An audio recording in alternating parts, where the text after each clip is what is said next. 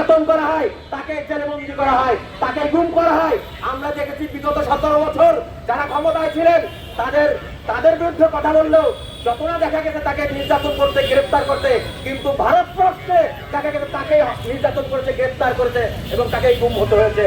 আমরা তারই ধারাবাহিকতা দেখতেছি। আমরা সরকার বাহাদুরকে বলবো, আপনারা আমাদের ভোটে যেভাবে হোক সরকারে গেছেন, সরকার আপনারা চালাবেন, ভালোভাবে চালান। আমরাও চাই আপনারা ভালোভাবে চালান। জুলাইয়ের রক্তের উপরে আপনারা নির্বাচিত প্রথম সরকার।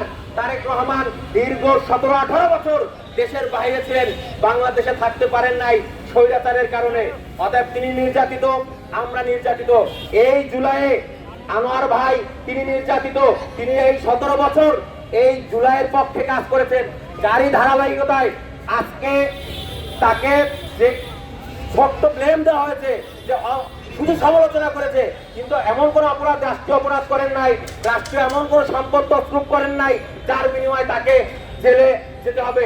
আমরা দেখেছি আনোয়ার ভাইকে যখন মত সৃষ্টি করে তার বাড়িতে হামলা করেছে, তার ওয়াইফকে ইজ্জত হানি করার চেষ্টা করেছে, তার বাচ্চাকে মারধর করেছে, আনোয়ার ভাইকে রক্তাক্ত করেছে, সেই অবস্থায় তাকে পুলিশে হস্তান্তর করা হয়েছে এবং তাকে জেলে দেওয়া হয়েছে। তার চিকিৎসার খুব দরকার, সে শারীরিকভাবে অত্যন্ত অসুস্থ মানুষ। আমরা চাই অতি দ্রুত তাকে মুক্তি দেওয়া হোক এবং সে